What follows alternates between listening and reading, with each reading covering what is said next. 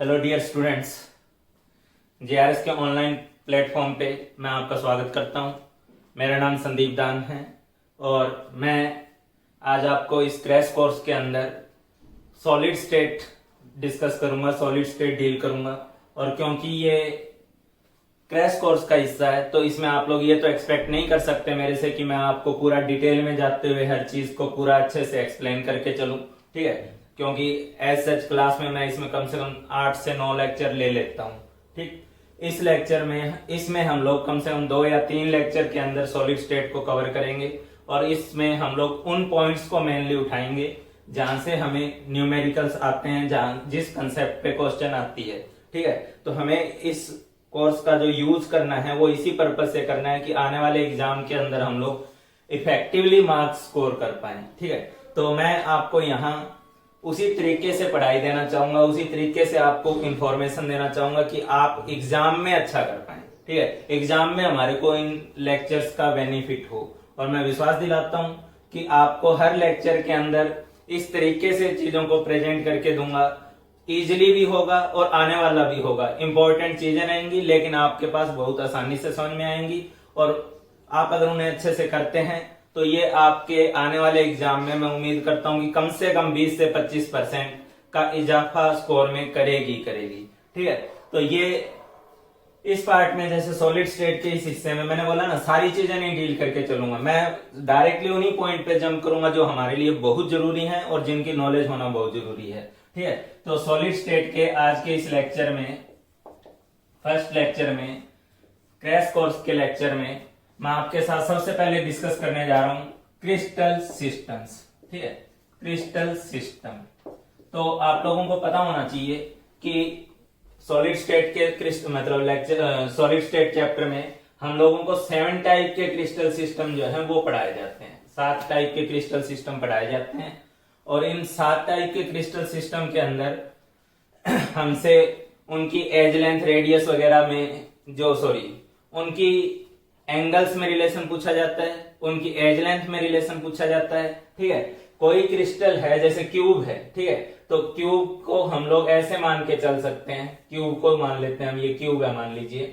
तो क्यूब के इस लाइन को, इस वाली लाइन को जो ये आगे की तरफ आ रही है, ठीक है, इस लाइन के अलोंग जो लेंथ बनेगी, एज लेंथ बनेगी, इसको मैं ए के थ्रू रिप्रेजेंट करूंगा, ठीक है। और यहां जो इस साइड में इधर जा रही है इसके अकॉर्डिंग जो एज लेंथ बनेगी उसको मैं बी से रिप्रेजेंट करूंगा और इस खड़े हुए लाइन के अलोंग यहां जो जा रही है इसको मैं सी से रिप्रेजेंट करूंगा, ठीक है। तो ये एबीसी की फॉर्म में रिप्रेजेंट किया जाएगा। और दूसरी बात, इनके बीच का ये जो एंगल है, हर बार एंगल जरूरी नहीं है कि 90-90 डिग्री ही हो, ठीक है। आप लोग सीधा सीधा जान लीजिए, इस ए के सामने में जो ये एंगल है, ठीक है, इस ए के सामने में जो ये एंगल है इसको मैं अल्फा रिप्रेजेंट करूंगा। इस बी के सामने में यहां जो एंगल है इसको मैं बीटा बोलूंगा और इस एंगल को जो है मैं गामा बोलूंगा, ठीक है। तो हम लोग जब क्रिस्टल सिस्टम को क्लासिफाई करते हैं तो इस क्रिस्टल सिस्टम के क्लासिफिकेशन में हम लोग इन एंगल्स और इन एज लेंथ का यूज करते हैं, ठीक है। तो अब मेरी बात सुनो जल्दी से, कौन कौन से 7 टाइप के क्रिस्टल सिस्टम है उनके लिए मैं बच्चों को बोलता हूं कि सबसे पहले तो आप लोग, ठीक है, उनका जो फर्स्ट लेटर है उसको अच्छे से दिमाग में बैठा लो, ठीक है।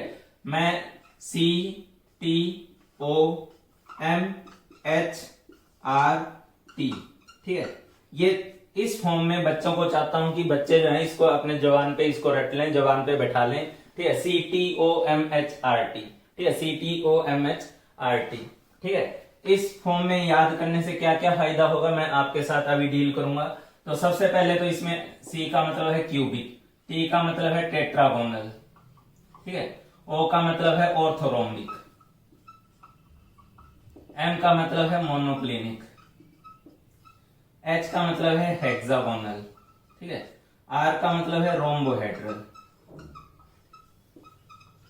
T का मतलब है ट्राइक्लिनिक, ठीक है।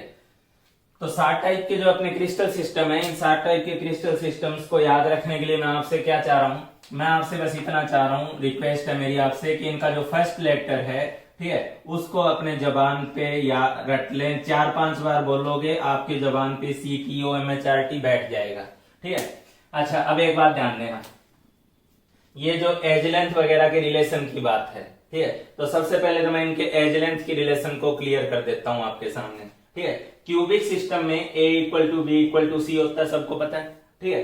टेट्रागोनल में जाओगे तो आप बोल देना a इक्वल टू बी होगा but not equal to c होगा। इस ऑर्डर में याद करने का CTOMHRT फॉर्म में याद करने का क्या फायदा है, मैं वही बता रहा हूँ। a equal to B equal to c, a equal to b but not equal to c, उस कंडीशन में ये वाली जो लेंथ है वो चेंज हो जाएगी।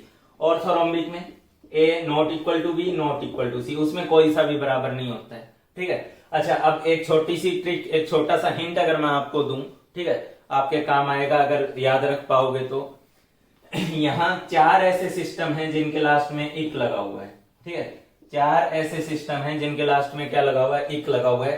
क्यूबिक का आपको पता होता है कि a equal to B equal to c है, ठीक है। उस केस को अगर छोड़ दिया जाए तो बाकी केस में, आराम से मेरी बात सुनो, बाकी केस में उन तीनों इक वाले केस में a not equal to b not equal to c चलेगा, ठीक है। बाकी तीनों केस में a not equal to b not equal to c चलेगा। जैसे ऑर्थोरोम्बिक में a not equal to b not equal to c हुआ, मोनोक्लिनिक में a not equal to b not equal to c हुआ, ट्राइक्लिनिक में a not equal to b not equal to c हुआ, ठीक है। अच्छा, अब बात आती है हेक्सागोनल और रोम्बोहेड्रल में क्या होगा। तो आप लोगों को पता होना चाहिए रोम्बोहेड्रल वर्ड जो है वो रोम्बस से ही आया है, और रोम्बस की खासियत क्या होती है कि उसकी साइड्स बराबर होती है, ठीक है। तो उसी को जब 3 डायमेंशनल में कन्वर्ट किया गया तो इसकी साइड्स आपस में जो है बराबर होगी, a equal to B equal to c होगा, ठीक है। हेक्सागोनल की बात करें, जल्दी से मैं बताना चाहूंगा, अगर हेक्सागोनल की बात करें तो हेक्सागोनल में ये जो खड़ी हुई लेंथ है, ठीक है, थोड़ा जल्दबाजी में बना रहे हैं तो इधर ध्यान दीजिएगा, ये वाली जो लेंथ होती है इस केस में, ये वाली जो लेंथ है, ये लेंथ ये लेंथ ये लेंथ, ये लेंथ आपस में बराबर होती है, ये लेंथ और ये लेंथ बराबर होती है। लेकिन ये जो खड़े वाली लेंथ होती है ना, जो इसकी हाइट होती है, ये हाइट इसके साथ मैच नहीं करेगी, ठीक है। तो हेक्सागोनल में क्या खासियत होगी, a इक्वल टू बी होगा, लेकिन ये जो खड़े वाली लेंथ है, ये वाली सी वाली लेंथ जो है वो इस केस में आपस में बराबर नहीं होगी, ठीक है। उसके बाद जल्दी से सुनो, इसके बाद अपने को एंगल की बात करनी है, ठीक है। तो जिस तरीके से, जिस ऑर्डर में मैंने आपको याद करवाया, उसमें एक बहुत बड़ा फायदा ये भी है कि ऊपर वाले जो 3 केस हैं उसमें तीनों के तीनों एंगल 90 डिग्री हैं, ठीक है। मतलब क्यूबिक केस में alpha equal to beta equal to gamma, ठीक है, इक्वल टू 90, ठीक है। टेट्रागोनल में alpha equal to beta equal to gamma equal to 90, orthorhombic में alpha equal to beta equal to gamma equal to 90। फायदा हुआ ना, ऊपर वाले तीनों के तीनों कितने, 90 हैं, ठीक है। अच्छा, इस बीच वाले दो में मैं आपको सीधा सीधा बता दूं कि इस बीच वाले दो में 2 90 हैं, सॉरी 2 एंगल 90 हैं, एक 90 नहीं है, ठीक है। और उसमें अगर हेक्सागोनल का बोलूं तो अल्फा इक्वल टू बीटा, ठीक है, ये तो 90 है, ठीक है। लेकिन जो गामा वाला एंगल है ये 120 होता है, ठीक है। ये जैसे इस टाइप का हेक्सागन बना हुआ है, ठीक है। तो ये खड़े वाला जो एंगल है ये तो 90 है, ये जो ऊपर से आ रहा है, इस लाइन के रिलेटिव भी 90 है, इसके रिलेटिव भी 90 है, लेकिन ये वाला जो एंगल होगा ये 120 होता है, ठीक है। मोनोक्लिनिक में आपको प्योरली रटना पड़ेगा, ठीक है। मोनोक्लिनिक के केस में अल्फा और गामा 90 होते हैं, अल्फा और गामा 90 होते हैं, लेकिन जो बीटा होता है वो नॉट इक्वल टू 90 होता है, ठीक है। मतलब मुद्दे की बात, इसमें 3 90 थे मैंने बोला, इसमें कितने 90 हैं, 2 90 हैं, ठीक है। तो इसका भी एक फायदा हुआ। और नीचे वाले दो में कोई 90 नहीं होता, लेकिन कोई 90 में भी एक फर्क है कि इसका alpha equal to beta equal to gamma होते हुए 90 नहीं होता है। बोले ना रोम्बोहेड्रल जो है वो रोम्बस के करस्पॉन्डिंग है, ठीक है, उसी से बना है। तो उसके जैसे एंगल बराबर थे, यहाँ एंगल बराबर है, alpha equal to beta equal to gamma बराबर है, लेकिन नॉट इक्वल टू 90 है।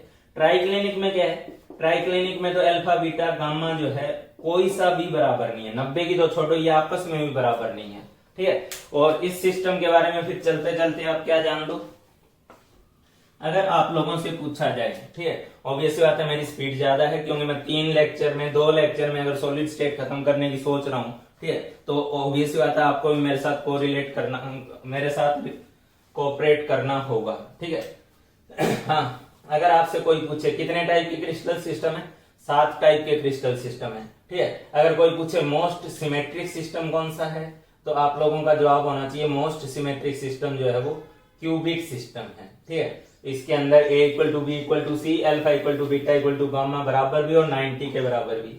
तो most symmetric system cubic system. कल को आपसे कोई पूछे मोस्ट एनसिमेट्रिक सिस्टम, ठीक है, तो मोस्ट एनसिमेट्रिक सिस्टम कोई आपसे पूछेगा तो आपका जवाब होना चाहिए कौन सा, ट्राइक्लिनिक सिस्टम, ठीक है। कौन सा होना चाहिए आपका जवाब, ट्राइक्लिनिक सिस्टम। इस चीज को अच्छे से वीडियो पॉज करके आराम से उतार लो, जो जो चीजें मैंने बोली है उसको याद करने की कोशिश करो।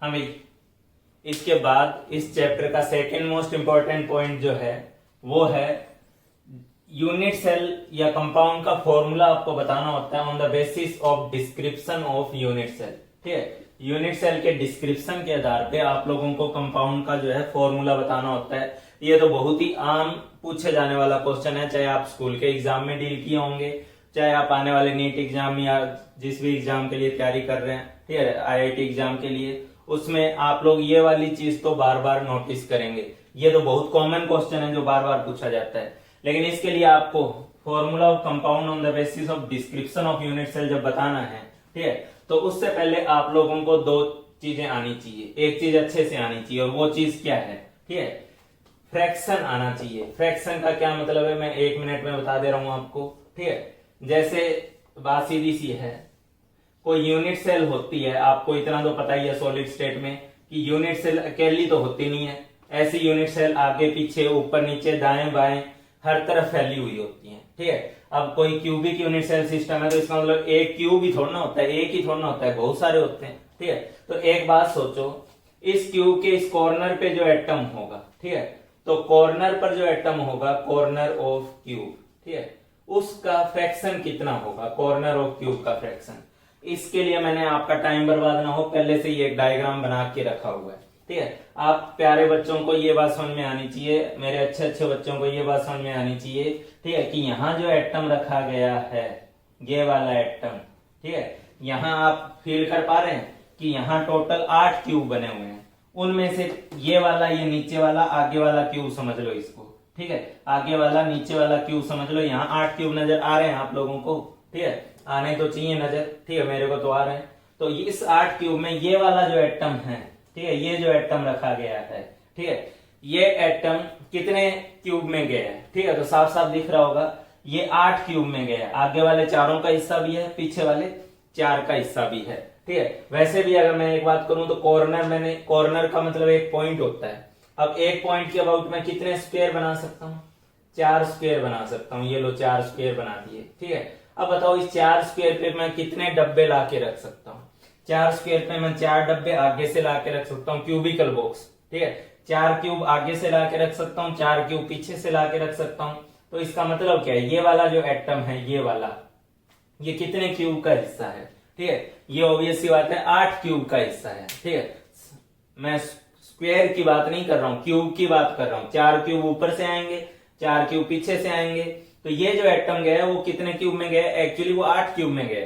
तो इफेक्टिवली 1 क्यूब में वो कितना गया, यहाँ देखो ना, ये पूरा का पूरा 1 क्यूब का हिस्सा नहीं ना है, ठीक है। तो 1 क्यूब में वो कितना गया, वो गया 1/8, ठीक है। वो चीज मैं यहाँ भी दिखाने की कोशिश किया हूँ, ठीक है। ये एटम कितने क्यूब का हिस्सा है, ये एटम, ये कॉर्नर एटम 8 क्यूब का हिस्सा है, इसलिए एक कॉर्नर का फ्रैक्शन कितना होगा, 1/8 होगा, ठीक है। अच्छा, दूसरी बात देखो, कॉर्नर ऑफ क्यूब के बाद अगला point, edge centre of cube, edge centre of cube, ठीक है। तो एज सेंटर ऑफ क्यूब में अगर मैं बात करूं, जैसे यहां मान लो यहां एटम रख दिया मैंने एज के सेंटर पे, ठीक है, तो मुझे पता होना चाहिए कि एज के सेंटर पे अगर मैंने एटम रखा है तो वो इफेक्टिवली कितना में गया है, ठीक है, और 1 क्यूब में उसका इफेक्टिवली कितना पार्ट है, ठीक है। तो मेरे प्यारे बच्चों, मैं इस केस में यहां रखने की बात कर रहा हूं, यहां पर, ठीक है, यहां रखने की बात करूंगा तो आपको दिखना चाहिए एक आगे वाला क्यूब, एक पीछे वाला क्यूब, ठीक है, 2 नीचे और 2 ऊपर। ये वाली जो एज है, ठीक है, इस एज का ये जो पॉइंट है ये 4 क्यूब में डिवाइड हुआ है। आगे वाले, नीचे वाले 2 क्यूब, ऊपर वाले 2 क्यूब, ये साइड वाले 4 हट गए अब, ठीक है। तो ये कितने क्यूब में गया, 4 क्यूब में गया है, ठीक है। वैसे भी एज का मतलब एक लाइन होता है, ठीक है। इस लाइन के अबाउट में कितने स्क्वायर बना सकता हूं, 1 स्क्वायर यहां बना दिया मैंने, एक स्क्वायर मैंने यहां बना दिया, ठीक है। तो कितने स्क्वायर बनाए मैंने? 2 स्क्वायर बनाए। अच्छा 2 स्क्वायर बनाए तो इसका मतलब कितने क्यूब बनेंगे? 2 क्यूब ऊपर से बनेंगे, 2 क्यूब नीचे से बनेंगे। तो इसका मतलब ये एटम कितने क्यूब में गया है? ये वाला एटम गया 4 क्यूब में। 4 क्यूब में गया तो एच सेंटर ऑफ क्यूब का फ्रैक्शन कितना होगा मेरे प्यारे बच्चों? एच सेंटर ऑफ क्यूब का फ्रैक्शन होगा 1/4, ठीक है। एच सेंटर ऑफ क्यूब का फ्रैक्शन होगा 1/4, ठीक है। अच्छा उसके बाद है फेस सेंटर पे, ठीक है, फेस सेंटर ऑफ क्यूब, ठीक है। तो ये तो बहुत सीधी सी बात है यार, इसके लिए मैं एक अलग सा छोटा सा डायग्राम बना दे रहा हूं, ठीक है।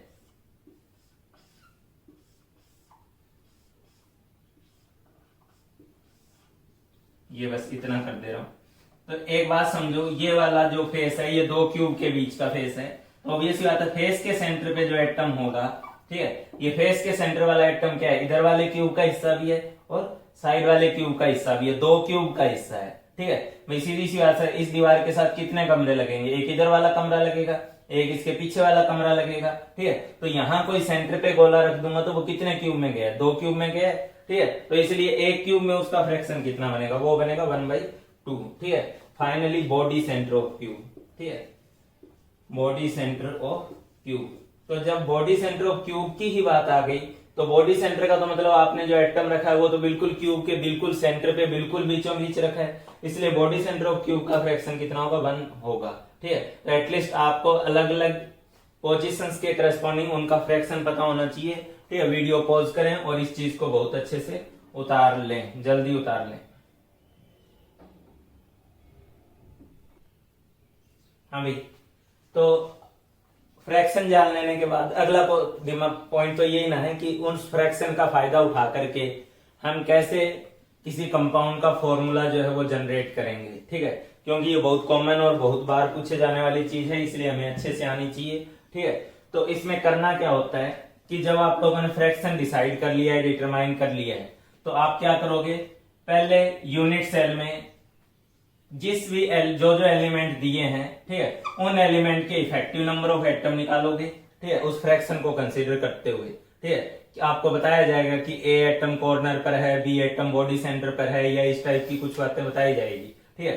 तो उस बात को ध्यान में रखते हुए सबसे पहले आप क्या करोगे? उस एलिमेंट के पहले इफेक्टिव नंबर ऑफ एटम निकालोगे, ठीक है, कितने इफेक्टिवली उस एलिमेंट के एटम्स हैं, ठीक है। नंबर ऑफ एटम निकालोगे डिस्क्रिप्शन के आधार पे, एग्जाम्पल अभी करवा दे रहा हूं, और उसके बाद आप उसको सिंपलेस्ट रेशियो में जो है कन्वर्ट कर दोगे, ठीक है। उसके बाद आप उसे सिंपलेस्ट रेशियो में कन्वर्ट करोगे, ठीक है। एक सीधा सा क्वेश्चन पूछूं यार, क्वेश्चन है कि ए जो है, मैं पूरा क्वेश्चन नहीं लिखवा रहा हूं, A at corner of cube, ठीक है, A at corner of cube and B at face centre of cube, B at face centre of cube, ठीक है। और आपसे क्या पूछ लिया? फॉर्मूला पूछ लिया कि फॉर्मूला बताओ, ठीक है। ए जो है वो क्यूब के कॉर्नर पर है, बी जो है वो फेस सेंटर पे है, और आपसे पूछ लिया गया है कि कंपाउंड का फॉर्मूला क्या होगा, ठीक है।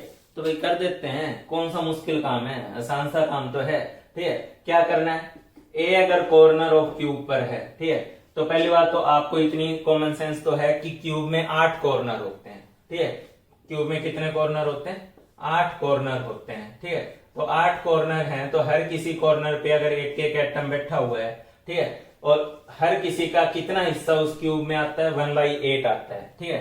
तो आप उस फ्रैक्शन से उसके नंबर को, नंबर ऑफ कॉर्नर को एक कॉर्नर के थ्रू जो फ्रैक्शन बन रहा है उसके थ्रू मल्टीप्लाई करोगे, ठीक है। तो 8 इंटू 1/8 करोगे, तो ए जो है, जो कॉर्नर पर बैठा हुआ है, उसका इफेक्टिवली इस यूनिट सेल में कितने एटम है? एक एटम है, ठीक है। बी जो कहां पे बैठा हुआ है? फेस सेंटर पे बैठा हुआ है। तो बी अगर फेस सेंटर पे बैठा हुआ है तो उसके इफेक्टिवली उस यूनिट सेल में कितने एटम है? कितने फेस होते हैं? 6 फेस होते हैं, एक आगे, एक पीछे, एक ऊपर, एक नीचे, एक दाएं, एक बाएं। कितने फेस हैं इसमें? 6 फेस हैं, ठीक है। तो 6 फेस हैं, तो 6 इंटू कितना करोगे? 1/2 करोगे। तो 6 इंटू 1/2 करोगे तो बी का कितना बन गया? 3 बन गया, ठीक है। तो ए के इफेक्टिवली एक एटम है इस यूनिट सेल में, और बी की अगर मैं बात करूं तो बी जो कहां बैठा हुआ था? फेस के सेंटर पे बैठा हुआ था, वो इफेक्टिवली कितना है? 3 है, ठीक है। तो A:B का सिंपलेस्ट रेशियो कितना है? 1:3 है, और ये 1:3 है, तो यही इसका क्या हो गया? फॉर्मूला हो गया, AB3 जो है वो इस कंपाउंड का फॉर्मूला हो गया। ठीक है। अच्छा, इसी तरीके से एक आधा क्वेश्चन और जल्दी से पूछ लेता हूं, क्योंकि ये बहुत कॉमन आम आने वाला क्वेश्चन है।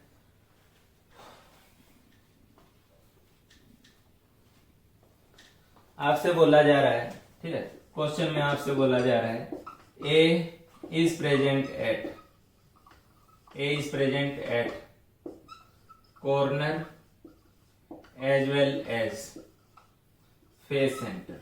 ठीक है, फेस सेंटर ऑफ क्यूब। ठीक है, आपको बोला गया है कि ए जो है वो कॉर्नर पर भी है और कॉर्नर के साथ साथ जो है फेस के सेंटर पर भी है। ठीक है, तो ए के बारे में तो बोला गया है corner as well as face centre of cube. B के बारे में बोला गया है बॉडी सेंटर पे है। ठीक है, कहां पर है? बॉडी सेंटर पर है। और सी के बारे में बोला गया है एज सेंटर पर है। ठीक है, सी कहां पर है? एज सेंटर पे है। और एज यूजुअल आपका काम है कंपाउंड का फॉर्मूला निकालना है। ठीक है, A is present at corner of cube as well as face centre. यहां दो बातें बोली गई है, ए जो है वो केवल कॉर्नर पर नहीं है।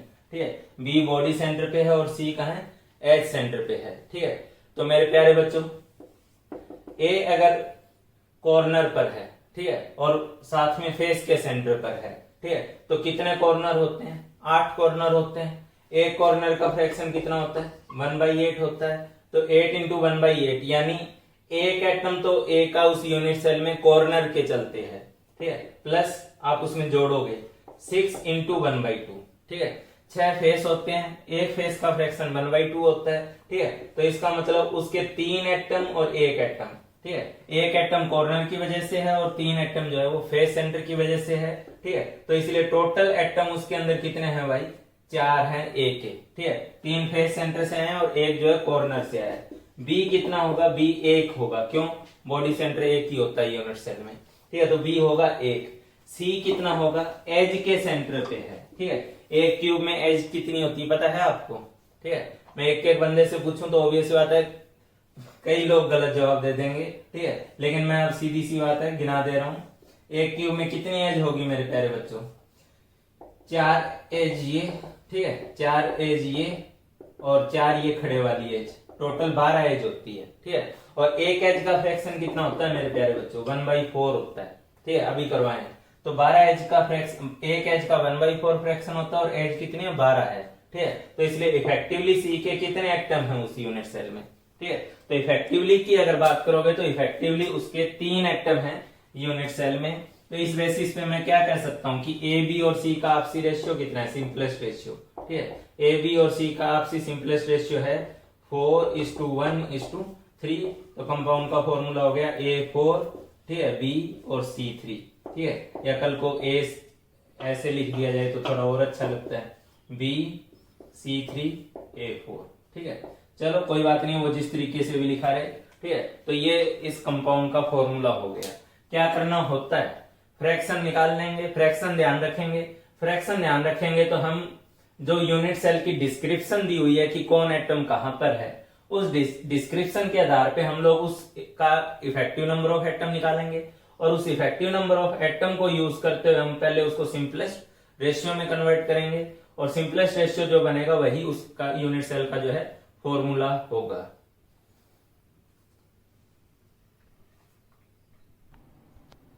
हाँ भाई, इसके बाद जो सबसे ज्यादा इंपॉर्टेंट पार्ट इस टॉपिक में अपने पास होता है और जहां से बहुत ज्यादा क्वेश्चन आते हैं वो है हमारे पास कौन सा, क्या चीज? क्यूबिक सिस्टम के बारे में अलग अलग कंडीशंस को लेते हुए पढ़ना अपने को। ठीक है, क्यूबिक सिस्टम को पढ़ना। ठीक, तो क्यूबिक सिस्टम में अगर मैं आपसे बात करूं तो पहली बात, क्यूबिक सिस्टम में आप सबको पता होगा, ठीक है, कि कौन कौन से केस आते हैं। एक इसमें होता है सिंपल क्यूबिक, ठीक है, या जिसको आप लोग प्रिमिटिव क्यूबिक भी बोल देते हो। ठीक है, सिंपल क्यूबिक या जिसको आप प्रिमिटिव क्यूबिक भी बोल देते हो। ठीक है, क्या मतलब है इस सिंपल क्यूबिक या प्रिमिटिव क्यूबिक का? कि एटम जो होंगे वो सिर्फ क्यूब के कॉर्नर पर होंगे। ठीक है, एटम जो होंगे वो केवल और केवल क्यूब के कॉर्नर पर होंगे। ठीक है, सिंपल क्यूबिक या प्रिमिटिव क्यूबिक के बाद जो दूसरी चीज आती है वो आती है आपके पास face centred cubic. Face centred cubic. ठीक है, और फेस सेंटर्ड क्यूबिक जो होता है आपके पास, उस फेस सेंटर्ड क्यूबिक का ही दूसरा नाम होता है क्यूबिक क्लोजेस्ट पैकिंग। ठीक है, क्यूबिक क्लोजेस्ट पैकिंग, इसलिए इसको शॉर्ट में जो है FCC या शॉर्ट में CCP लिखा हुआ मिलेगा। ठीक है, FCC CCP दोनों एक ही यूनिट सेल के नाम है, फेस सेंटर्ड क्यूबिक या इसको क्यूबिक क्लोजेस्ट पैकिंग बोला जाता है। ठीक है, तीसरा केस आप लोग सुनोगे BCC। ठीक है, जिसको फुल फॉर्म में अगर लिखना हो तो क्या लिखेंगे, बॉडी सेंटर्ड क्यूबिक। ठीक है, बॉडी सेंटर्ड क्यूबिक। ठीक है, जिसको शॉर्ट में अगर लिखना होगा तो क्या लिखोगे, BCC लिखोगे। तो ठीक है, ये क्यूबिक सिस्टम में ये 3 केस होते हैं, अच्छी बात है। लेकिन इन 3 केस में हमें सबसे ज्यादा किस बात का ध्यान रखना है, क्या चीज हमसे सबसे ज्यादा पूछी जाएगी। ठीक है, तो भाई हमसे ये 3 चीजें बहुत ज्यादा पूछी जाएंगी। ठीक है, और इनके ऊपर बहुत क्वेश्चन आएगा। ठीक है, एक तो हमसे edge length and radius relation. ठीक है, एक तो हमसे एज लेंथ और रेडियस का जो रिलेशन होता है, ठीक है, वो रेडियस का रिलेशन पूछा जाएगा। ठीक है, edge length and radius relation. और ये सिर्फ इन 3 केस में नहीं, इन 3 केस के अलावा एक आगे चल के NaCl और सीजियम क्लोराइड, ये 2 केस और जोड़ लेना। ठीक है, इन 5 केस में से एज लेंथ और रेडियस का रिलेशन से रिलेटेड क्वेश्चन आप ये मान के चलें कि 3 साल में एक बार आ ही जाता है, 2 से 3 साल के अंदर अंदर एक बार ये क्वेश्चन आ ही जाता है। तो एज लेंथ और रेडियस के रिलेशन पे बेस्ड क्वेश्चन को आपको बहुत अच्छे से आना चाहिए। ठीक है, दूसरी बात आएगी इफेक्टिव नंबर ऑफ एटम्स की। ठीक है, इफेक्टिव नंबर ऑफ एटम्स। ठीक है, कैसे डिटरमाइन किए जाते हैं इफेक्टिव नंबर ऑफ एटम्स, वो अभी देखे भी हैं। ठीक है, तीसरी बात आएगी पैकिंग की, और पैकिंग फ्रैक्शन की बात आएगी। और पैकिंग फ्रैक्शन के बाद ऑब्वियस सी बात है, जब आप पैकिंग फ्रैक्शन निकालोगे तो उसी से रिलेटेड दूसरी चीज वॉइड परसेंटेज। ठीक है, तो वो तो पैकिंग फ्रैक्शन निकल जाएगा, तो वॉइड परसेंटेज तो अपने आप ही 100 में से पैकिंग परसेंटेज माइनस कर लोगे तो आ ही जाएगा। ठीक है, हमारे को एज लेंथ रेडियस रिलेशन और इफेक्टिव नंबर ऑफ एटम, और तीसरा जो हमने बोला पैकिंग फ्रैक्शन। ठीक है, ये तीनों चीजें बहुत अच्छे से आनी चाहिए। एज लेंथ रेडियस की रिलेशन इन 3 के साथ साथ आपको सोडियम क्लोराइड और सीजियम क्लोराइड यूनिट सेल के अंदर भी बहुत अच्छे से आनी चाहिए, बहुत इंपॉर्टेंट चीज है ये। ठीक है, चलो मैं जल्दी से बात करता हूं क्यूबिक सिस्टम की।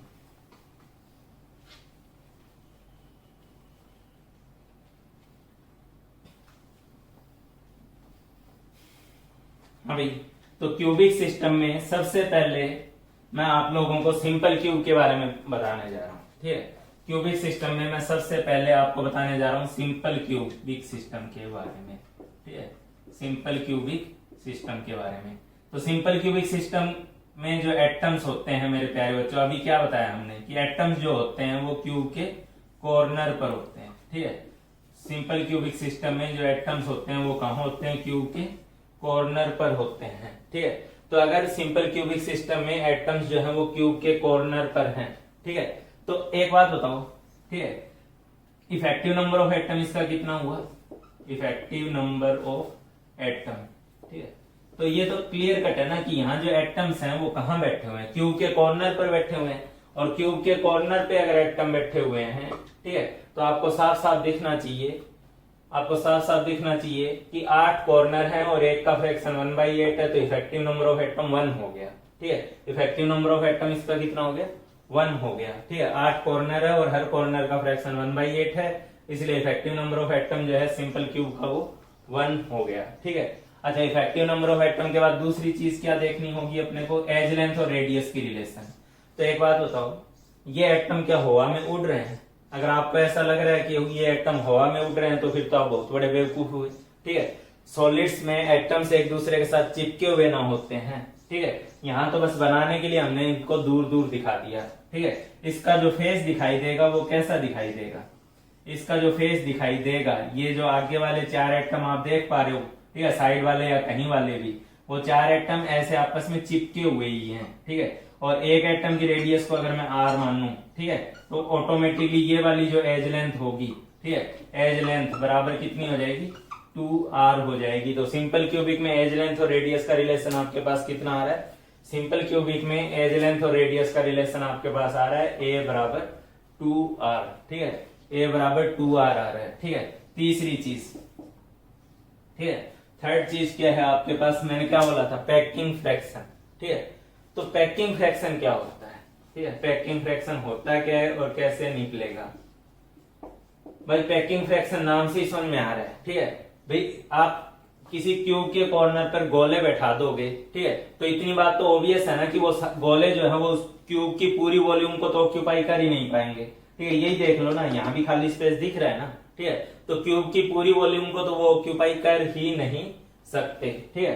तो पैकिंग फ्रैक्शन की अगर अपने बात कर रहे हैं, तो पैकिंग फ्रैक्शन के नाम पे मैं आपको बोलना चाहूंगा कि क्यूब की ये कंप्लीट वॉल्यूम तो ऑक्यूपाई ये कर ही नहीं पा रहे, ठीक है। तो पैकिंग फ्रैक्शन क्या है, पैकिंग फ्रैक्शन क्या है, ऑक्यूपाइड वॉल्यूम, ठीक है। Occupied volume by total volume, ठीक है। टोटल वॉल्यूम का कितना हिस्सा ऑक्यूपाइड हो रहा है वही तो उसका फ्रैक्शन हो गया, ठीक है। Occupied volume by total volume, ये कितना हिस्सा ऑक्यूपाई हो रहा है, ठीक है, टोटल वॉल्यूम का, वही उसका फ्रैक्शन है। अब प्यार से आराम से मेरी बात सुनना, आराम से। ऑक्यूपाइड वॉल्यूम निकालने के लिए तुम्हें अब अलग से मेहनत करने की जरूरत नहीं है। ऑक्यूपाइड वॉल्यूम जब आपने ये निकाला ना कि इफेक्टिव नंबर ऑफ एटम 1 है, ठीक है, तो वहां पर उसी टाइम पे आप लोगों ने उसका पैकिंग फ्रैक्शन, ये ऑक्यूपाइड वॉल्यूम भी निकाल ली। क्यों? जब भाई इस क्यूब में इफेक्टिवली एक एटम के बराबर एटम है, इफेक्टिवली एक एटम के बराबर एटम है, तो ऑब्वियस सी बात है जो ऑक्यूपाइड वॉल्यूम होगी वो भी तो एक ही एटम की वॉल्यूम होगी ना, ठीक है। जब इफेक्टिवली इसके अंदर है ही एक एटम के बराबर एटम, ठीक है, तो इसकी जो वॉल्यूम होगी ऑक्यूपाइड वॉल्यूम वो किसके बराबर होगी, एक ही एटम के बराबर होगी मेरे प्यारे बच्चों, ठीक है। और एटम की वॉल्यूम क्या हो जाएगी, 1 × 4/3 पाई आर क्यूब, ठीक है। इफेक्टिवली इसमें एक एटम है, ठीक है, इसलिए ऑक्यूपाइड वॉल्यूम भी एक एटम की वॉल्यूम के बराबर होगी, 1 × 4/3 पाई आर क्यूब, ठीक है। अगर ये इफेक्टिव एटम, अच्छा इफेक्टिव नंबर ऑफ एटम को आपको पता होना चाहिए किससे रिप्रेजेंट करते हैं, जेड से। किसी का इफेक्टिव नंबर ऑफ एटम 2 होता तो 2 से मल्टीप्लाई कर देते, 4 होता तो 4 से कर देते, ठीक है। तो 1 × 4/3 पाई आर क्यूब, ये तो ऑक्यूपाइड वॉल्यूम है, ठीक है। फिर बात आती है कि टोटल वॉल्यूम कितनी है। अब 12th में पास करके बैठे हुए हो तुम लोग, ठीक है, या 12th के एग्जाम दिए हो, जो भी है, मैं आपको टोटल वॉल्यूम बताऊं ये तो बहुत शर्मनाक बात है, ठीक है। सीधी सी बात है, क्यूब की वॉल्यूम क्या होती है, क्यूब की वॉल्यूम ही ना टोटल वॉल्यूम है। यानी आपको यहाँ क्या करना चाहिए था, ए क्यूब करना चाहिए था, लेकिन ए का जब क्यूब करने जाओगे तो ए किसके बराबर है, 2r के बराबर है, तो आप यहाँ 2r का क्यूब करोगे, ठीक है। और आप जब 2r का क्यूब करोगे तो r क्यूब से r क्यूब हो गया कैंसिल, ठीक है। r क्यूब से मेरे प्यारे बच्चों r क्यूब क्या हुआ है, कैंसिल हो गया है, ठीक है। तो r क्यूब से r क्यूब कैंसिल हो गया और आपके पास कट पिट के यहाँ पर π/6 आएगा, ये वैल्यू पॉइंट में आएगी 0.52, ठीक है, अप्रोक्स में, ठीक है। तो ये अगर 0.52 आ रही है तो परसेंटेज में कितनी हो गई है, 52%। क्या मतलब हुआ इसका कि इफेक्टिवली देखा जाए एटम्स ने 52% वॉल्यूम ही इस क्यूब की जो है वो ऑक्यूपाई की हुई है, 52%, ठीक है। तो इसका मतलब वॉइड परसेंटेज कितना, वॉइड का मतलब क्या है, खाली स्पेस, ठीक है। तो ऑब्वियसली बात है वॉइड परसेंटेज कितना, वो अपने आप ही निकल गया। 100 में से 52 माइनस करो, कितना परसेंट हो गया, 48% हो गया, ठीक है। तो ये सिंपल क्यूबिक सिस्टम का आपके पास चारों चीजें बता दी। ए बराबर 2r होना चाहिए, ठीक है। पैकिंग फ्रैक्शन जो है वो occupied volume by effective number of atom इसका 1 होना चाहिए। Packing fraction occupied volume by total volume.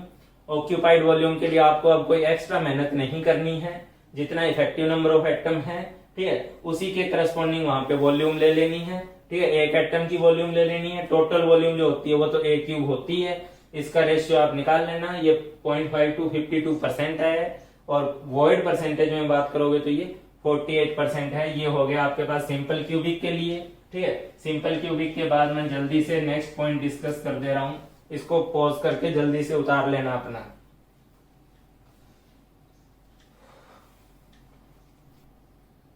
हाँ भाई, क्यूबिक सिस्टम का नेक्स्ट हिस्सा आपके साथ में डील कर रहा हूं, एफसीसी फेस सेंटर्ड क्यूबिक या सीसीपी क्यूबिक क्लोजेस्ट पैकिंग, ठीक है। फुल फॉर्म आप अपने आप से लिख लेना। फेस सेंटर्ड क्यूबिक का क्या मतलब होता है मेरे प्यारे बच्चों, फेस सेंटर्ड क्यूबिक का मतलब होता है कि एटम्स जो होंगे, ठीक है, एटम्स जो होंगे वो कॉर्नर पर होंगे और कॉर्नर के साथ साथ फेस के सेंटर पर होंगे, ठीक है। आगे वाले फेस, पीछे वाले, ऊपर वाले, दाएं बाएं जो भी है, ठीक है, इनके सेंटर पे होंगे। ये जो क्यूबिक सिस्टम हम डील कर रहे हैं, आप ये मान के चलो कि हम 30 से 40% क्वेश्चन डील कर रहे हैं, ठीक है। आगे ध्यान देते हैं। सबसे पहले हमें क्या निकालना होता है? इफेक्टिव नंबर ऑफ एटम, ठीक है। तो इफेक्टिव नंबर ऑफ एटम निकालना है तो मेरे को एक बात बताओ ना यार, ठीक है, क्या बात बताओगे? कहाँ कहाँ एटम है? कॉर्नर पर है, और कॉर्नर के साथ कहाँ है?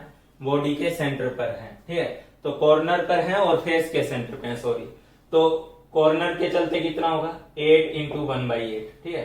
कॉर्नर के चलते 8 इंटू 1/8, ठीक है। और फेस सेंटर के चलते कितना होगा? 6 फेस होते हैं, ठीक है। एक फेस का कितना फ्रैक्शन होता है? 1/2। तो इफेक्टिव नंबर ऑफ एटम देखा जाए तो कितना आया, ठीक है। आप सीधी सी बात देखो, इफेक्टिव नंबर ऑफ एटम देखा जाए तो इसका कितना आया? 4 आया है, ठीक है। इफेक्टिव नंबर ऑफ एटम इस केस का 4 आया, मतलब इफेक्टिवली इसमें 4 एटम हैं, ठीक है। अच्छा, दूसरी बात क्या होती है? एज लेंथ और रेडियस की रिलेशन, ठीक। तो एज लेंथ और रेडियस की रिलेशन की अगर आप बात करोगे, एज लेंथ और रेडियस की रिलेशन की, तो उसके लिए आपको कॉन्टेक्ट समझ में आना चाहिए। फिर वही बात, ये एटम हवा में उड़ रहे हैं? उड़ तो नहीं रहे, ठीक है। इसका जो फेस होगा वो फेस कैसा दिखाई दे रहा होगा, ठीक है। इसके फेस के सेंटर पे इस बार एटम बैठा हुआ है ना, ठीक है। तो इसके फेस के सेंटर पे एटम बैठा हुआ है, तो इसका फेस कुछ ऐसा दिख रहा होगा आप लोगों को, ऐसा, ठीक है। ये कॉर्नर एटम और ये फेस के सेंटर वाला एटम, ठीक है। ये फेस आपको FCC का जो है, CCP का जो है, वो कुछ ऐसा दिख रहा होगा। अगर ऐसा आप सोच रहे हो, अगर ऐसा आप मान के चल रहे हो, ठीक है, तो यहाँ पे फिर आप एक बहुत बड़ी बेवकूफी कर रहे हो, बहुत ही ज्यादा बड़े वाली बेवकूफी कर रहे हो, ठीक है। आप इसको क्रॉस करो और अपनी कॉपी पे या अपने जहां भी लिखना है इसको नलायक लिखो, ठीक है। क्या गड़बड़ हुई है यहाँ पे, ठीक है मेरे प्यारे बच्चों, ठीक है। अगर ये 4 एटम ऐसे चिपके हुए हैं, ठीक है, और इसी साइज का एक एटम, इसी साइज का, सेम साइज का एटम जब मैं यहाँ फिट कराने जाऊंगा, इस बोर्ड, इस सेंटर पे फिट करने जाऊंगा, तो ये जो साइड वाले, ये जो 4 एटम हैं, इनका कांटेक्ट ब्रेक हो जाएगा, ठीक है। ये मान के चलो कि ये एटम मैं इन 4 के बीच में लेके जा रहा हूँ, फिट करने जा रहा हूँ, तो जैसे जैसे जैसे मैं इनको फिट करने जाऊंगा ना, तो इनका आपसी कांटेक्ट टूट जाएगा। वरना तो यहाँ भी हम लोग A = 2R बोल के काम ना चला लेते, ठीक है। क्यों नहीं चलाते हैं?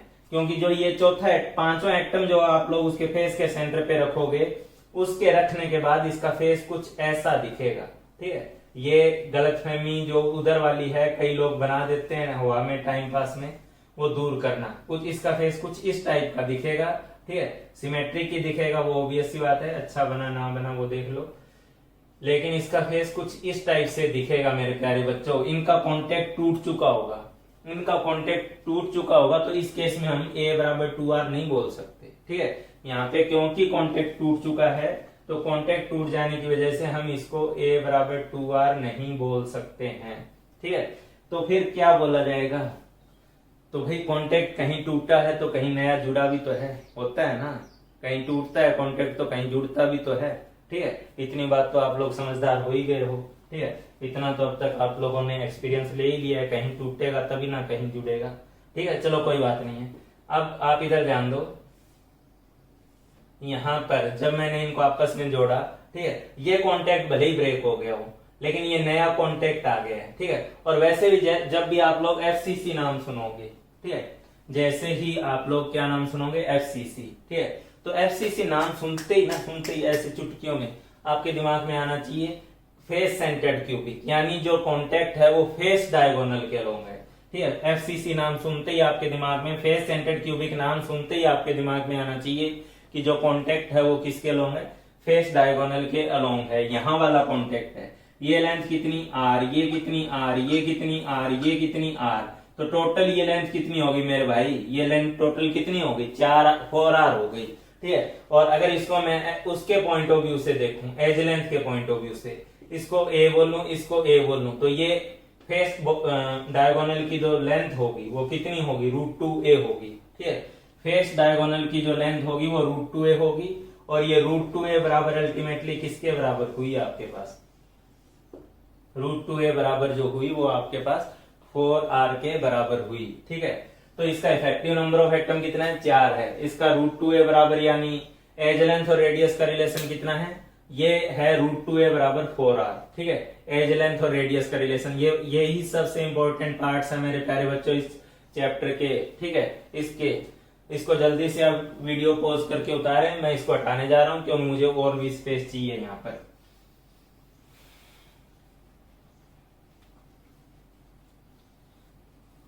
हाँ मेरे प्रिय विद्यार्थियों, ठीक है, इसका एज लेंथ और रेडियस का रिलेशन क्या था, ठीक है। Edge length and radius relation क्या था बोलोगे, √2a बराबर 4r था, या ऑब्वियस बात है a बराबर 2√2r था। तीसरा पार्ट क्या होता है इसका, तीसरा पार्ट होता है पैकिंग, ठीक है, पैकिंग फ्रैक्शन। तो मेरे प्यारे बच्चों पैकिंग फ्रैक्शन क्या थी, occupied volume by total volume. Occupied volume कहां से आएगी, जितना इफेक्टिव नंबर ऑफ एटम है यहाँ पर, कितना है, 4 है, ठीक है। तो इफेक्टिव नंबर ऑफ एटम अगर 4 है तो उसके करस्पॉन्डिंगली जो वॉल्यूम बनेगी वही उसकी ऑक्यूपाइड वॉल्यूम है। कितनी बन गई, 4 × 4/3 πr³, ठीक है, ये उसकी ऑक्यूपाइड वॉल्यूम बन गई, ठीक है। 4 × 4/3 πr³ ये इसकी ऑक्यूपाइड वॉल्यूम हो गई। टोटल वॉल्यूम कितनी हो गई, वो तो a³ होती है, a³ होती है मतलब आप इसका क्यूब करोगे, 2√2r का क्यूब, r³ से r³ कैंसिल होना ही होना है, ठीक है। उसके बाद आपके पास जो बचेगा मैं डायरेक्टली लिख दे रहा हूं, π/3√2 बचेगा। कैलकुलेटर आपके पास है, पाई की वैल्यू आप जानते हो 3.14, √2 की वैल्यू आप जानते हो, ठीक है। ये सारी वैल्यू जब आप इसमें बैठाओगे तो ये सारी वैल्यू घटाने के बाद ये वैल्यू आएगी 0.74, मतलब परसेंटेज के हिसाब से देखा जाए, ठीक है, तो कितना परसेंट आ गया, 74% आ गया, ठीक है। तो पैकिंग परसेंटेज की बात करें, फ्रैक्शन 0.74 है, परसेंटेज में बात करोगे तो 74% है, ठीक है। और वॉइड परसेंटेज कितना हो गया, वॉइड परसेंटेज जो है इसका वो हो गया 100 - 74 यानी 26%, ठीक है। क्यूबिक सिस्टम में अपने पास 3 होते हैं, ठीक है, simple cubic, face centred cubic और बॉडी सेंटर्ड। अभी जो आपने ये फ्रैक्शन निकाला है 74, ये मैक्सिमम फ्रैक्शन है। बॉडी सेंटर्ड में निकालेंगे तो इससे कम ही आएगा, ठीक है, ये मैक्सिमम है, इसीलिए तो हम इसको क्यूबिक क्लोजेस्ट पैकिंग बोलते हैं, ठीक है, कि क्यूबिक सिस्टम के अंदर ये सबसे क्लोजेस्ट पैकिंग है। क्यूबिक क्लोजेस्ट पैकिंग भी इसी का नाम होता है, किसका, फेस सेंटर्ड क्यूबिक का। और नाम क्यों होता है वो मैंने बता दिया। क्या रिलेशन होता है आपके सामने छपा हुआ है, इसको आप उतारो, जल्दी से वीडियो पॉज करके उतार लो।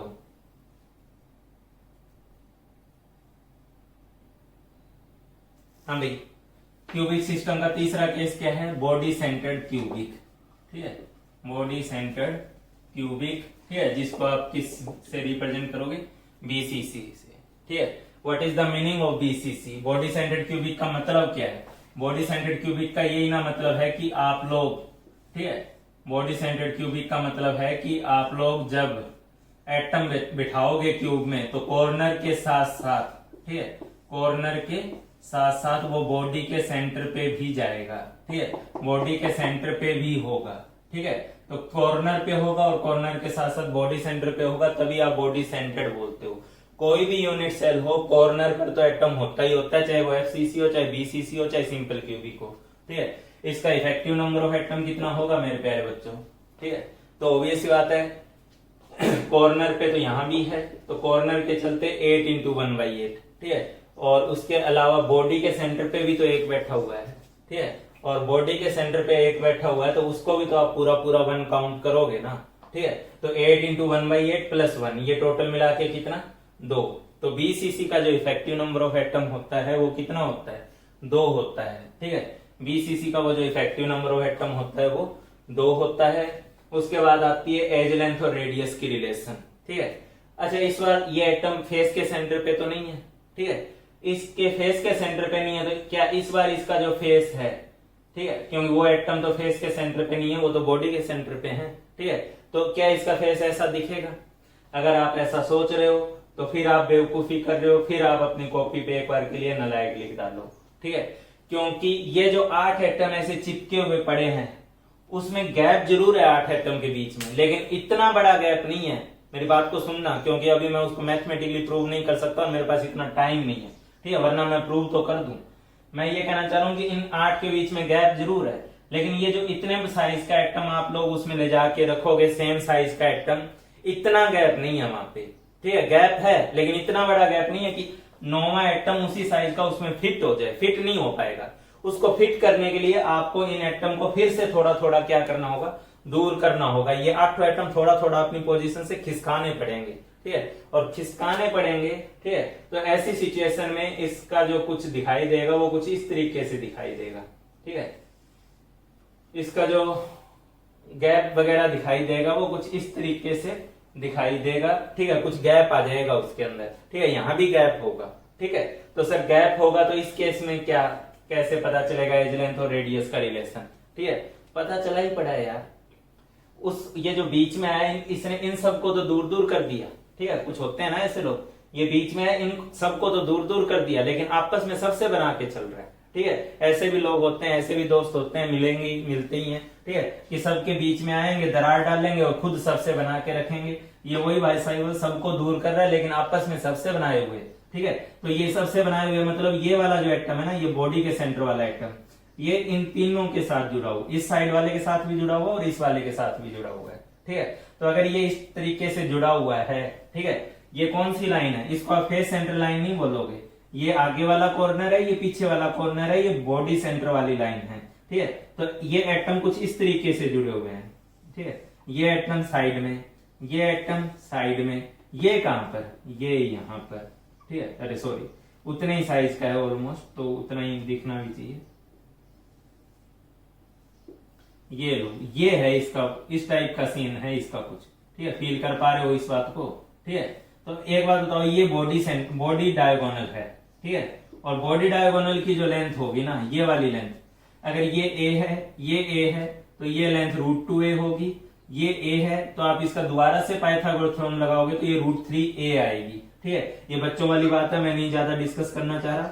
√3a बराबर यहाँ पे इस केस में किसके बराबर आ जाएगा, R R R और R, यानी किसके बराबर आ गया मेरे प्यारे बच्चों, √3a बराबर आ गया 4R के बराबर, ठीक है। √3a जो है वो किसके बराबर आ गया मेरे प्यारे बच्चों, 4R के बराबर आ गया, ठीक है। √3a जो है वो किसके बराबर आया, 4R के बराबर आया, ठीक है। ये BCC नाम जैसे ही आप लोग सुनोगे, ठीक है, BCC नाम जैसे ही आप लोग सुनोगे आपके दिमाग में उसी टाइम यही जाना चाहिए कि जो कॉन्टेक्ट है वो बॉडी डायगोनल के लॉन्ग है, और क्योंकि बॉडी डायगोनल की लेंथ √3a होती है तो √3a बराबर किसके बराबर, 4R के बराबर, ठीक है। तो इसका दूसरा हिस्सा भी हमने डील कर लिया, ठीक है, इसका दूसरा हिस्सा भी हमने जल्दी से डील कर लिया, ठीक है। एज लेंथ, ठीक है, edge length and radius relation जो था, ठीक है, A and R relation, A and R relation, ठीक है। क्या रिलेशन बन रहा है, ये बन रहा है मेरे प्यारे बच्चों √3a बराबर 4R, ठीक है। चलो ये बन गया जो बन गया। तीसरी चीज क्या आती थी, तीसरी चीज आती थी पैकिंग फ्रैक्शन। कितनी ऑक्यूपाइड वॉल्यूम है, 2 एटम इफेक्टिवली है तो ऑब्वियसली बात है 2 एटम के बराबर ऑक्यूपाइड वॉल्यूम है, 2 × 4/3 πr3, ठीक है। 2 एटम की जो वॉल्यूम होगी वही ऑक्यूपाइड वॉल्यूम होगी। अच्छा, टोटल वॉल्यूम, क्यूब की वॉल्यूम, क्यूब की वॉल्यूम के लिए आप समझ पा रहे हो A बराबर कितना लिख सकता हूँ, 4R/√3 लिख सकता हूँ यहां से, ठीक है। तो यहाँ पे मैं 4R/√3 और उसका करूंगा क्यूब, ठीक है। तो 4R/√3 का अगर क्यूब करूंगा तो R³ से R³ वगैरह कैंसिल होगा और कट पिट कर, ठीक है। यहाँ जो फाइनली जो वैल्यू आएगी मेरे प्यारे बच्चों, ठीक है, ये कुछ ऐसी आएगी √3 π/8, ठीक है। √3 π/8 कुछ ऐसी वैल्यू आएगी, ठीक है। और इस वैल्यू को जब आप सॉल्व करोगे तो ये 0.68 आएगा, परसेंटेज में अगर सॉल्व करोगे तो 68% आएगा, ठीक है। हाईएस्ट पैकिंग जो आई थी वो तो FCC की आई थी, इसकी पैकिंग जो आती है वो 68% आती है। इसका जो वॉइड स्पेस आता है, वॉइड परसेंटेज जो आती है, ठीक है, वो वॉइड परसेंटेज इसकी आती है 32%, ठीक है। वॉइड परसेंट इसकी होगी 32%। इसको भी वीडियो पॉज करो और जल्दी से उतार लो। हाँ भाई, नेक्स्ट पार्ट में आप लोगों के साथ जो डील करने जा रहा हूं, अगर मैं आइडियली अगर क्लास में पढ़ा रहा हूं तो उस पॉइंट, उस कंडीशन में तो वो सही टाइम नहीं है, उसका काफी लेक्चर के बाद ही नंबर आता है, ठीक है। लेकिन यहाँ पे मैं साथ साथ डिस्कस कर दे रहा हूँ क्योंकि है, जरूरी है, ठीक है। एज लेंथ और रेडियस का रिलेशन पे क्वेश्चन तो सबसे ज्यादा आता है, ठीक है। तो अगर मैं एक केस पढ़ा रहा हूँ आपको NaCl टाइप, ठीक है, NaCl या जिसको आप लोग बोलते हो rock salt type crystal, rock salt type crystal, ठीक है। एक आप लोगों को पढ़ाया जाएगा सीजियम क्लोराइड टाइप, ठीक है, सीजियम क्लोराइड टाइप क्रिस्टल। इन दो से बहुत ज्यादा क्वेश्चन आते हैं एज लेंथ और रेडियस की रिलेशन को लेकर के, इसलिए मुझे लगा कि मैं इसको अभी बता दूं तो ज्यादा अच्छा है, ठीक है। NaCl टाइप क्रिस्टल की बात करूं तो मैं तुम्हें बता दूं कि क्लोराइड FCC बनाता है। क्लोराइड क्या बनाता है? FCC बनाता है। FCC बनाने का मतलब समझते हो? जब हम लोग डायरेक्टली बोल रहे हैं FCC बना रहा है तो इसका मतलब ये है कि वो कॉर्नर पर भी है और कॉर्नर के साथ साथ वो फेस सेंटर पर भी है, ठीक है। और जो सोडियम है Na+, ठीक है, वो दो जगह होता है। कहां पर? वो होता है एज के सेंटर पे, ठीक है, एज के सेंटर पे, और होता है बॉडी सेंटर पे, ठीक है। अगर मैंने आपको वॉइड वगैरह पढ़ाए हुए होते तो मैं आपको बताता कि ये एक्चुअली ऑक्टाहेड्रल वॉइड में है। जल्दी से एक बार के लिए नाम सुन लो, मैं एक इससे में 10-15 मिनट में बताऊंगा, अभी 10-15 मिनट के लिए ऑक्टाहेड्रल वॉइड पढ़ाऊंगा अभी। तो अभी ये जान लो कि सोडियम के बारे में कोई पूछेगा तो वो कहां पर है? ऑक्टाहेड्रल वॉइड में है, ठीक है। मतलब ये जो होता है ये कुछ इस तरीके से होता है, ठीक है, इस तरीके से होता है।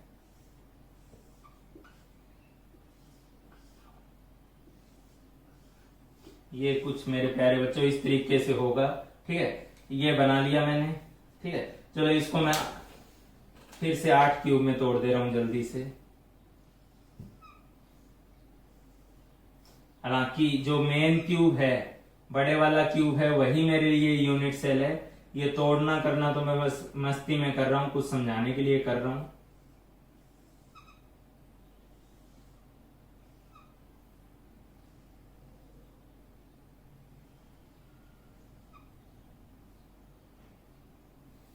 हाँ मेरे प्यारे बच्चों, इसमें मैं उम्मीद कर रहा हूं कि आप लोगों को 8 क्यूब नजर आ रहे होंगे, वीडियो के थ्रू भी नजर आ रहे होंगे, ठीक है।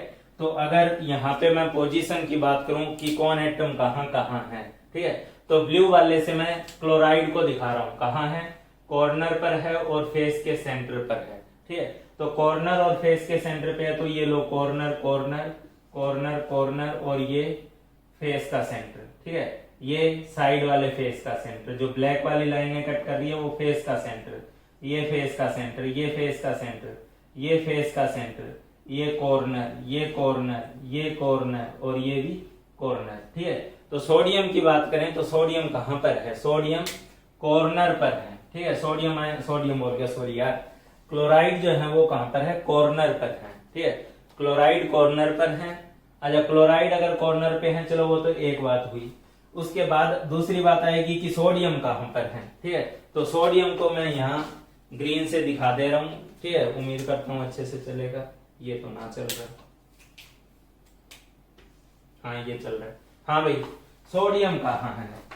सोडियम यहाँ पर है, ठीक है, एज के सेंटर पे, एज के सेंटर पे। ये सुनो, एज के सेंटर पे होता है और बॉडी सेंटर पे होता है। ये इंफॉर्मेटिव पार्ट है जो आपको पता होना चाहिए, ठीक है। ये लो, ये सोडियम एज के सेंटर पे, ये सोडियम, ये सोडियम, ये सोडियम, ये सोडियम, ठीक है, ये सोडियम, ये सोडियम, ये सोडियम, और ये सोडियम, ठीक है। तो यहां पर अगर आप लोग देखोगे, ठीक है, तो ये नीले वाले जो है वो मैंने आपको दिखाया है सोडियम को, और ग्रीन वाले जो है वो मैंने आपको दिखाए हैं, ये सॉरी ग्रीन वाले सोडियम को दिखाए हैं, और नीले वाले जो है वो मैंने दिखाए हैं आपको ये क्लोराइड को। नीले क्लोराइड है और ग्रीन जो है वो सोडियम है, ठीक है।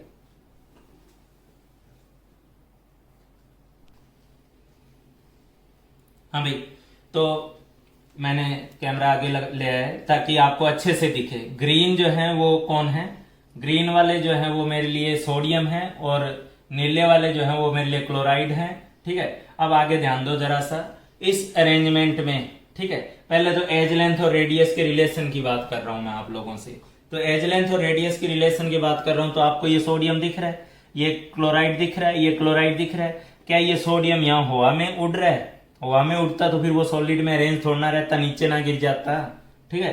तो ये जो एटम्स आपको जो भी दिख रहे हैं ना, ये सब के सब एटम्स एक दूसरे के सहारे पर हैं, ठीक है। मतलब इसकी जो ये वाली एज आपको दिख रही है ना मेरे प्यारे बच्चों, ये वाली एज, ये एज कुछ ऐसी है, ठीक है। इसके यहाँ पर क्लोराइड बैठा हुआ है, ये भाई साहब नीले वाला क्लोराइड है, यहाँ पे क्लोराइड बैठा हुआ है, ठीक है। और क्योंकि कैटायन का साइज थोड़ा सा छोटा होता है, ये जो क्लोराइड को मैंने नीले में दिखाया है तो मैं तुम्हारे लिए इसको नीले में ही कर दे रहा हूँ।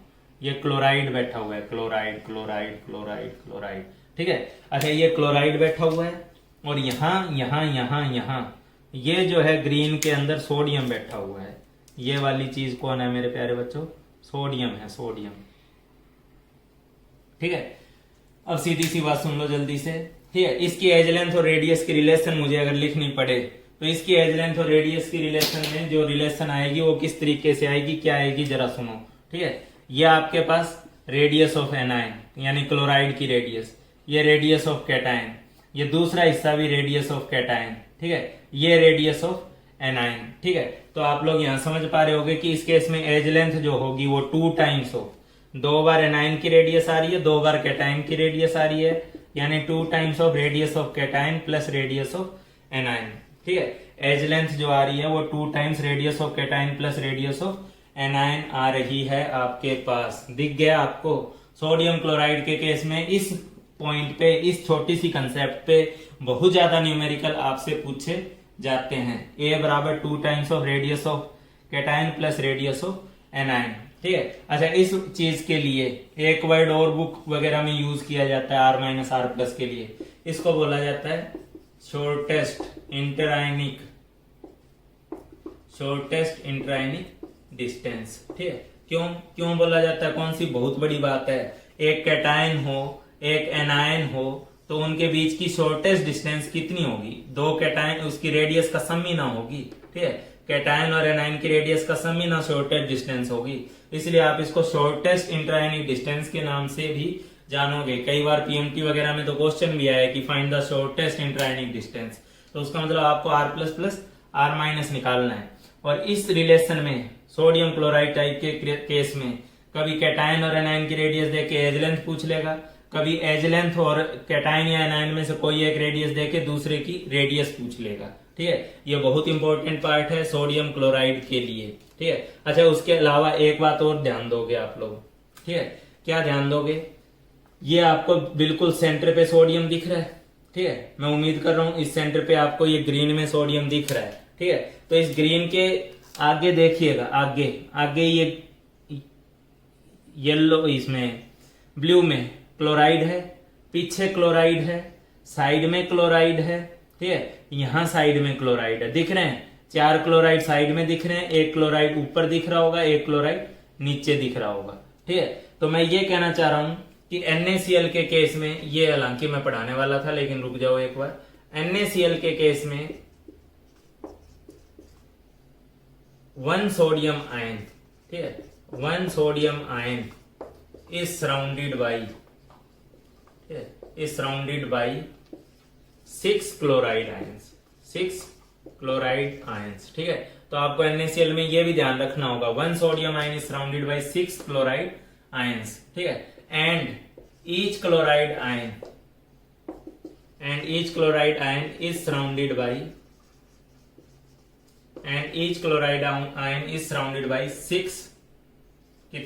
6 सोडियम आयन, ठीक है। इस ज्योमेट्री में देख लो, यहां दिखा दूं, ये देखो ये वाला सोडियम क्लोराइड है, ठीक है।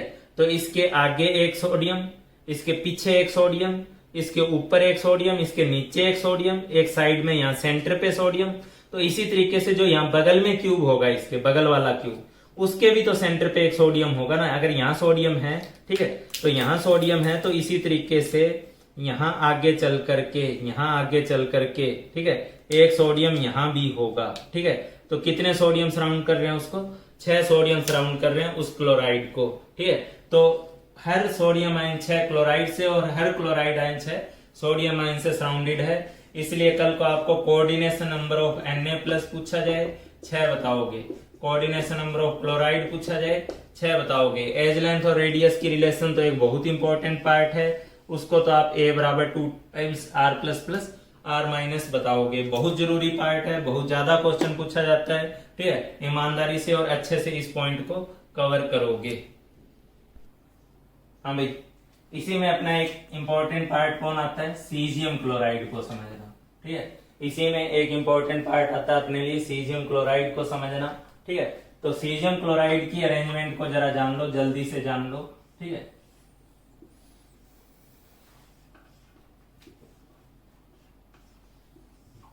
सीजियम क्लोराइड की यूनिट सेल के बारे में क्या होता है कि सीजियम एटम जो क्लोराइड जो होते हैं वो कॉर्नर पर होते हैं, ठीक है।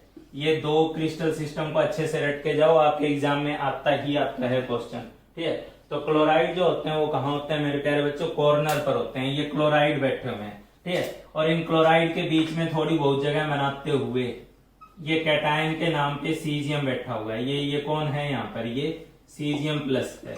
और साइड में ये जो कॉर्नर पर है ये कौन है, क्लोराइड है, ठीक है। तो सीजियम क्लोराइड के बारे में आप लोग क्या बोलोगे, कैसे ध्यान रखोगे सीजियम क्लोराइड को, ठीक है। इसमें बोलोगे chloride ion are present at corner of cube, present at corner of cube, ठीक है। क्लोराइड आयन के बारे में बोलोगे कि ये क्यूब के कॉर्नर पर प्रेजेंट है, ठीक है। तो chloride ion are present at corner of cube. Caesium plus ion are present at body centre of cube, ठीक है। जिसको आगे कल की क्लास में या नेक्स्ट लेक्चर में मैं बताऊंगा कि उसको क्यूबिक वॉइड बोला जाता है, ठीक है। ये जो 8 एटम के बीच में घिर के जो खाली जगह बनी है जिसपे सीजियम को रखा गया है वो अपने आप में क्यूबिक वॉइड है, ठीक है। अच्छा, इसमें एज लेंथ और रेडियस की रिलेशन, क्योंकि इसी पे तो मैं मेनली काम कर रहा हूँ यार, ठीक है। एज लेंथ और रेडियस की रिलेशन इसकी क्या है, ठीक है। एज लेंथ और रेडियस की इसकी रिलेशन क्या है, जरा इस बात को जल्दी से गौर फरमा लो, ठीक है। कर लेते हैं भाई, सीधी सी बात है, वही बात है। सीजियम जो है वो इन दोनों के बीच में है ना, इन सब के बीच में है ना। तो ये इन क्लोराइड को भले ही थोड़ा थोड़ा दूर किया होगा, लेकिन ये सब के साथ कांटेक्ट बनाए हुए है, ठीक है। ये कौन सी लाइन के लॉन्ग कांटेक्ट बनाए हुए हैं, बॉडी डायगोनल के लॉन्ग, ठीक है।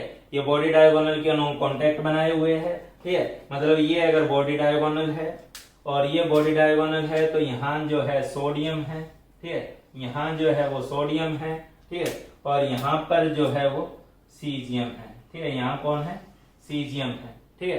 तो उस तरीके से अगर एज लेंथ और रेडियस की रिलेशन पे आओगे तो ये R माइनस, ये R माइनस, यहाँ डबल ऑफ R प्लस, ठीक है। और ये बॉडी डायगोनल है मेरे प्यारे बच्चों, और बॉडी डायगोनल की लेंथ तो आपको पता होनी चाहिए, ठीक है। बॉडी डायगोनल की लेंथ होती है √3a, ठीक है। तो √3a अल्टीमेटली किसके बराबर निकल के आ रही है आपके पास, वो आ रही है आपके पास 2 टाइम्स ऑफ, ठीक है, कैटायन की रेडियस प्लस एनायन की रेडियस, ठीक है। कैटायन प्लस एनायन की रेडियस, इस कंसेप्ट पे भी बहुत ज्यादा क्वेश्चन आपसे पूछे जाते हैं। √3a बराबर हो जाएगा 2 times of radius of cation plus radius of anion, ठीक है। एक चीज आप साफ साफ देख पा रहे होंगे सीजियम क्लोराइड के केस में, ठीक है। क्या देख पा रहे होंगे, इस सीजियम को 8 क्लोरीन राउंड कर रहे हैं कि नहीं कर रहे हैं, बिल्कुल कर रहे हैं। इस सीजियम को 8 क्लोरीन राउंड कर रहे हैं, ठीक है। अच्छा, एक बात बताओ, ये अगर क्लोरीन है तो इस कॉर्नर के अबाउट कितने क्यूब होंगे, हर क्यूब के कॉर्नर के अराउंड 8 क्यूब लगे होते हैं, समझाया था मैंने, दिखाया भी था, ठीक है। तो हर क्यूब के कॉर्नर के अबाउट 8 क्यूब लगे होते हैं, और हर किसी के सेंटर पे कौन बैठा हुआ होगा, सीजियम मिलेगा तुम्हारे को, ठीक है। तो आप ये भी कह सकते हो कि एक क्लोराइड को 8 सीजियम भी घेर रहे हैं, ठीक है। आप तो बोलोगे सर एक ही है, तो भाई एक इसके सेंटर पे है, तो इस कॉर्नर के अबाउट जो 8 क्यूब है, हर किसी के सेंटर पे ना सीजियम बैठा हुआ है, ठीक है। तो हर किसी के सेंटर पे सीजियम बैठा हुआ है, तो वो भी तो 8 हो जाएगा ना, ठीक है। तो आप लोग समझो यहाँ पर इस पॉइंट के, इसमें क्या ध्यान रखोगे, each caesium ion is surrounded by, ठीक है, each caesium ion is surrounded by 8 chloride ions, and each chloride ion is surrounded by 8 cesium plus ion, ठीक है। each chloride ion is surrounded by 8 cesium plus ion। मतलब दोनों की अगर बात करें, ठीक है, कोऑर्डिनेशन नंबर की, तो कल को आपको coordination number of caesium plus ion पूछा जाए, तो सीजियम प्लस आयन का भी कोऑर्डिनेशन नंबर 8 है, ठीक है।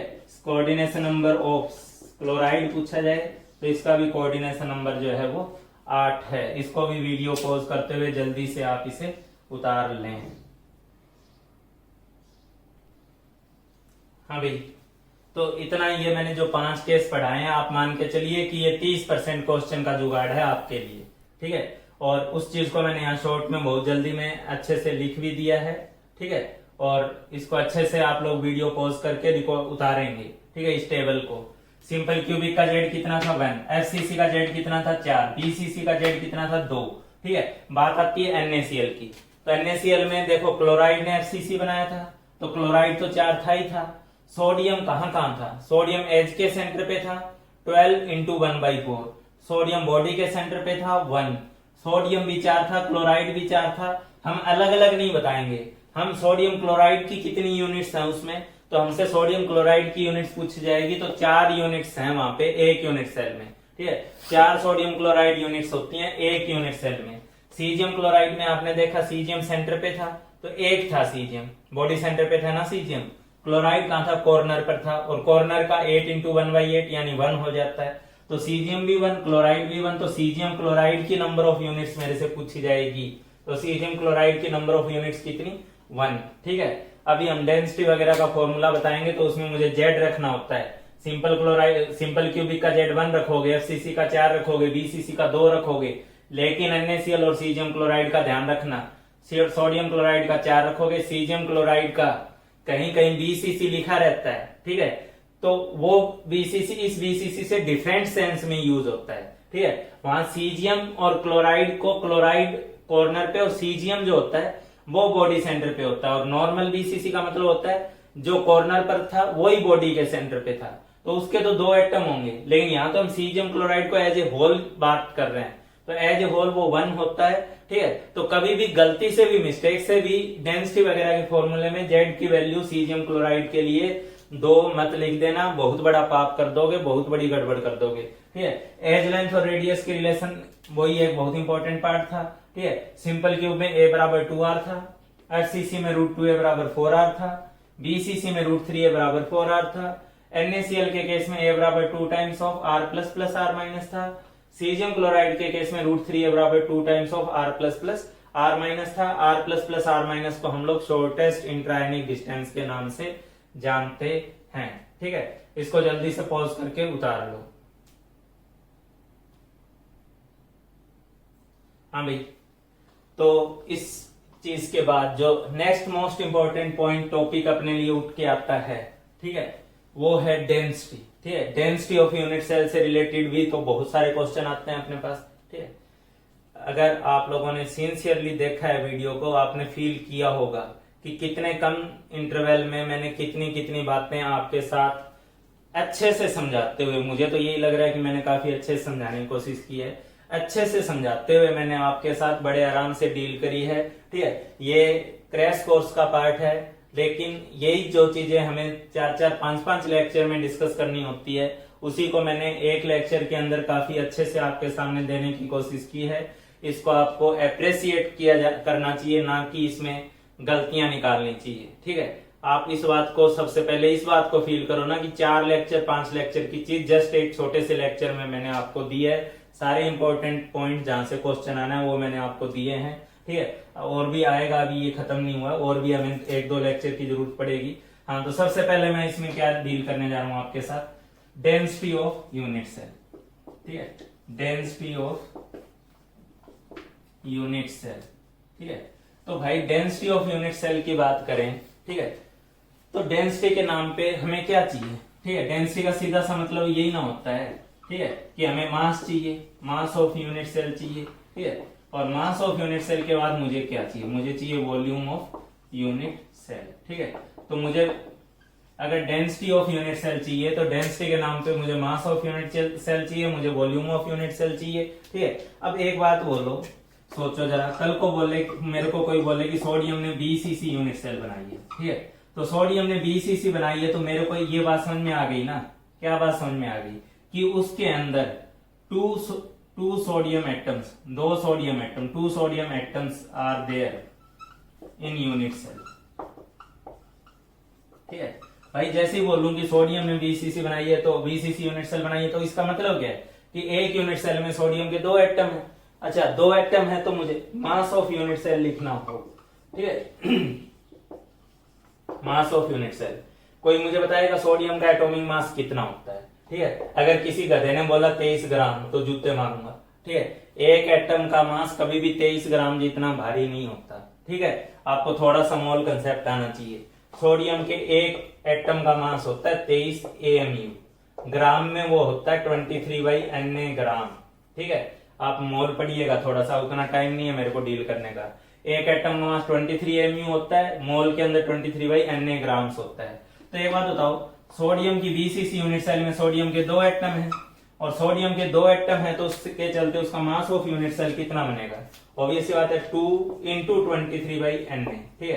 क्योंकि एक का मास था ग्राम में, मुझे डेंसिटी निकालनी है ग्राम पर सीसी में, इसलिए मैं मास ग्राम में चाह रहा हूं और ग्राम में बदलने के लिए मुझे 23 को Na से डिवाइड करना पड़ेगा। तो एक एटम का मास 23/Na ग्राम्स था, तो 2 एटम का मास 2 × 23/Na ग्राम्स हो गया, ठीक है। यानी मैं इसको जनरलाइज करके लिखना चाहूं, ठीक है, जनरलाइज करके, तो मास ऑफ यूनिट सेल जो होता है, अब कल को बोला होता आयरन ने FCC बनाया है, तो आयरन ने FCC बनाया है, कल को मेरे को बोलता कि आयरन ने FCC बनाया है, तो ऑब्वियस बात है इसकी यूनिट सेल का जो मास होता उसमें आयरन के 4 एटम होते हैं, उसका एटॉमिक मास होता है 56 डिवाइडेड बाई क्या करते हैं Na ग्राम्स, ये उसकी एक यूनिट सेल का जो है मास हो गया, ठीक है। तो आप देखो मास ऑफ यूनिट सेल क्या हो जाएगा जनरलाइज फॉर्म में, Z × M/Na, ठीक है। Z हो गया, फिर एक एटम का या एक मॉलिक्यूल जिस टाइप का भी वो सॉलिड है उसका मास, NaCl है तो NaCl का मास, सीजियम क्लोराइड है तो सीजियम क्लोराइड का मास, सोडियम है तो सोडियम का मास, आयरन है तो आयरन का मास, ठीक है। तो Z × M अपॉन में Na, ये हो गया ग्राम में मास ऑफ यूनिट सेल, ठीक है। ये आपके पास मास ऑफ यूनिट सेल हो गया। लेकिन भाई मुझे तो क्या चाहिए, मुझे तो चाहिए मास ऑफ यूनिट सेल के साथ साथ वॉल्यूम ऑफ यूनिट सेल, ठीक है। मुझे डेंसिटी चाहिए, ठीक है।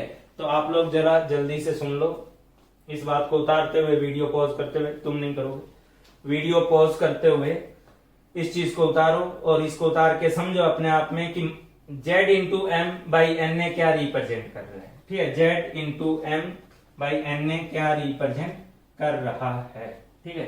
अब इस चीज को लेते हुए, ठीक है, इस चीज को लेते हुए डेंसिटी ऑफ यूनिट सेल क्या हो जाएगा Zm/Na और साथ में क्या डिवाइड में वॉल्यूम, ठीक है।